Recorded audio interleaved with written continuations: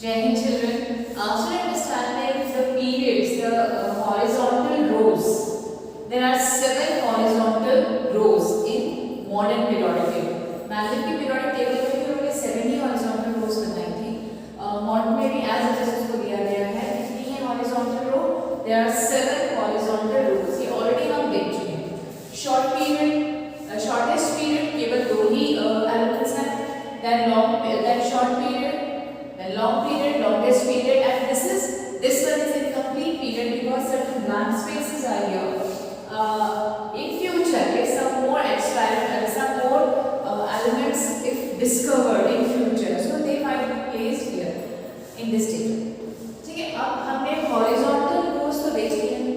Now we are going to see vertical columns. Vertical ये जो दिख रहे हैं, ये vertical columns के बारे में हम बात कर रहे हैं. इन्हें बोला जाता है group. Call them groups. And now, how many groups are there? ये देखिए.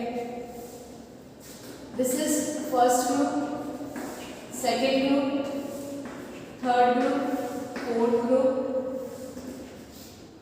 fifth group. Then this is sixth group, seventh group, eighth group, ninth group. This is 10th group. This is 11th group. This is 12th.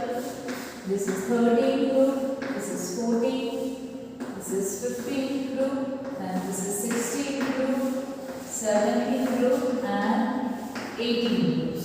So total there are 18 groups. Okay, there are 7 vertical columns or horizontal. There are 7 horizontal rows and 18 vertical columns. Vertical column कितने हैं? 18. हम एक छोटा सा tip है जो अक्सर teachers usually देते हैं स्टूडेंट्स को, या आप लोग खुद भी अपना कुछ बना सकते हैं just to memorise. There are 7 horizontal rows known as period. ठीक है, 7 horizontal rows known as period.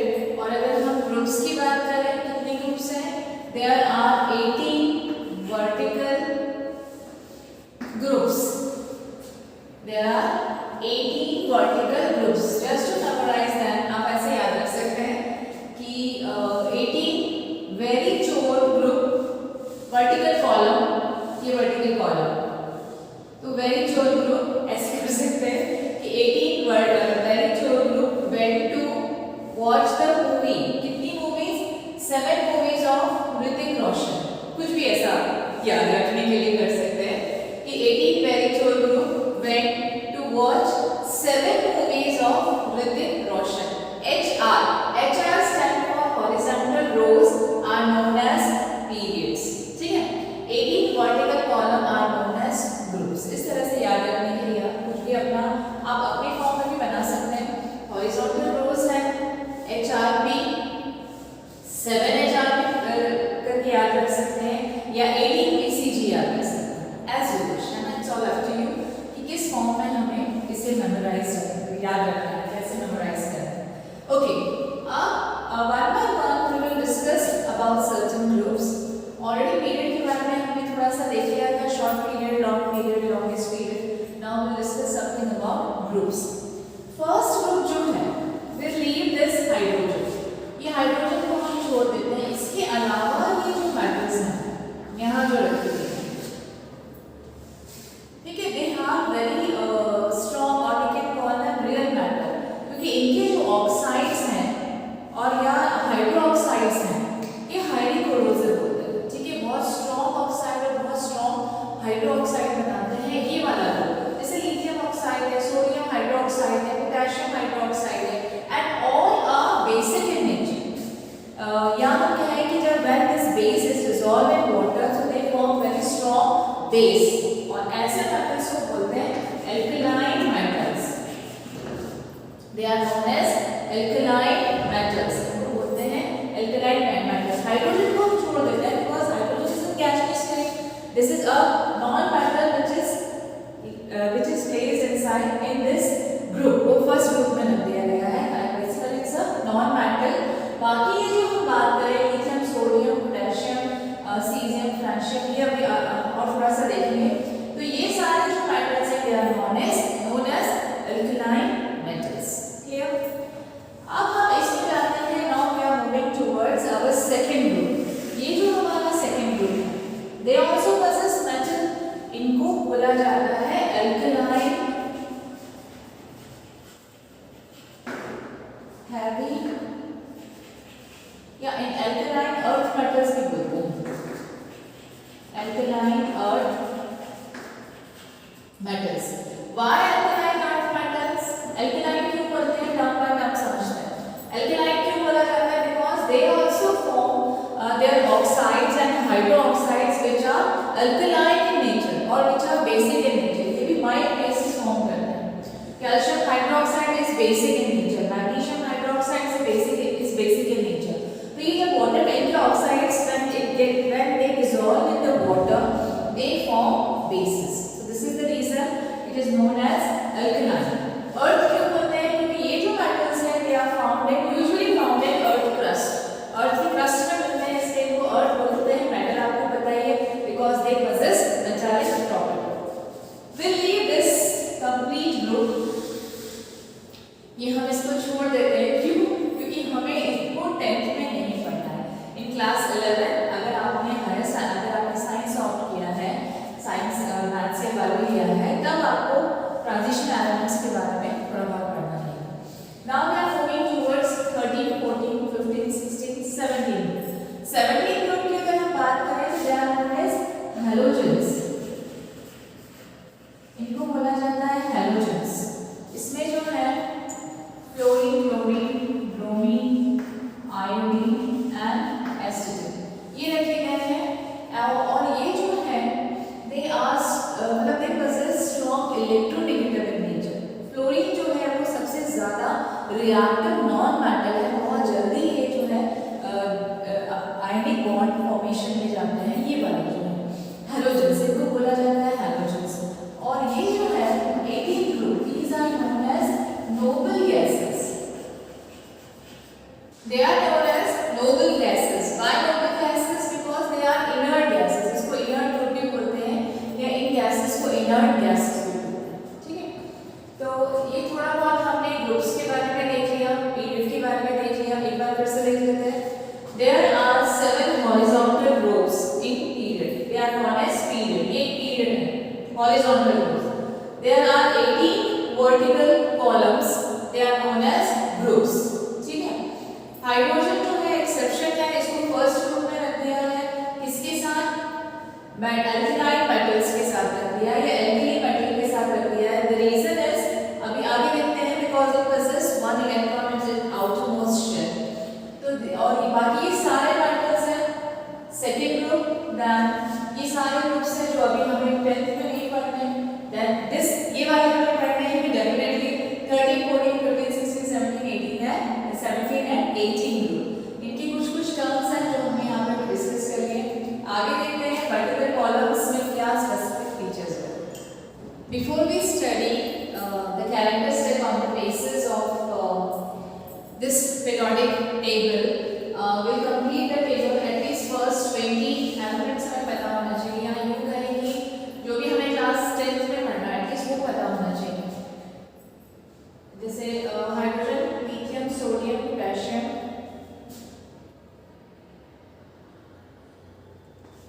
Rubidium, caesium, francium.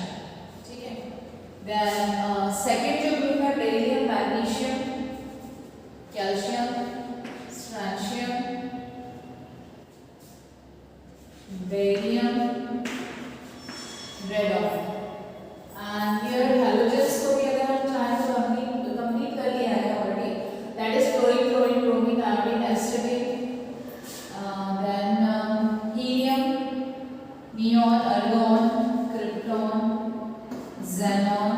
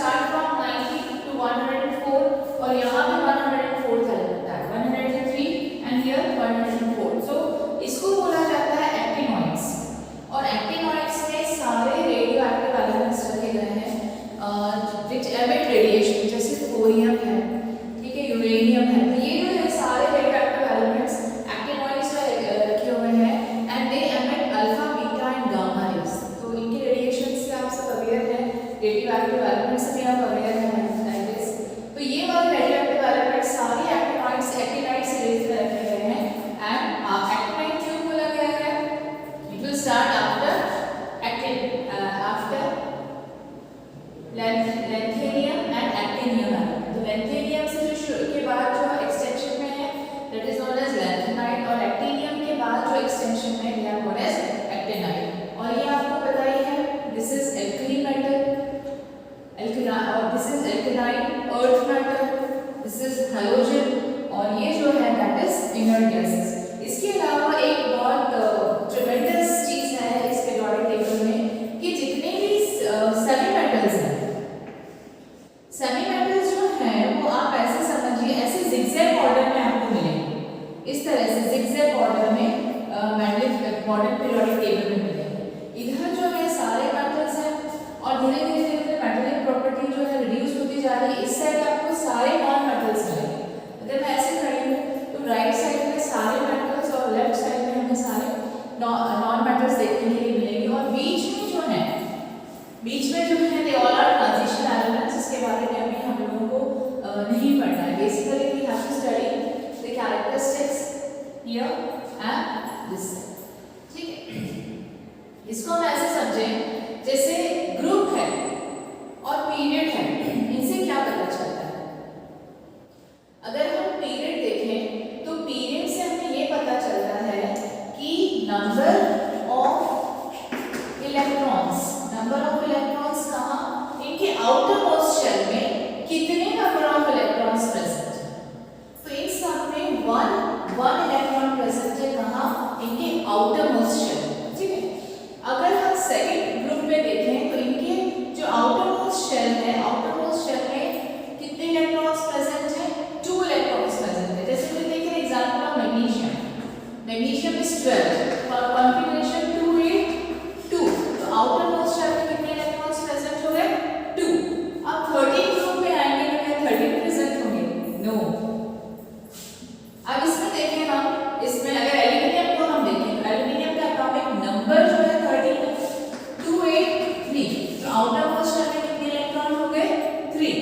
उसके बाद इसके आउटर मोस्ट शेल में 4, इसके आउटर मोस्ट शेल में 5, इसके आउटर मोस्ट शेल में 6, यहाँ पे 7 और यहाँ पे क्या होगा? 8। Octet complete. In case of helium outermost shell possess only 2 electrons, ये ड्यूलेट है, and here outer most shell possess 8 electron. This is the reason it is known, they are known as inert gases or noble gases. Clear? तो हमने ये देखा कि vertical column से हमें क्या पता चला? नंबर ऑफ इलेक्ट्रॉन्स, कितने इलेक्ट्रॉन्स जो हैं उस पर्टिकुलर ऑर्बिट या नंबर ऑफ इलेक्ट्रॉन्स जो है कितने इलेक्ट्रॉन्स उस आउटर मोस्ट ऑर्बिट में प्रेजेंट है।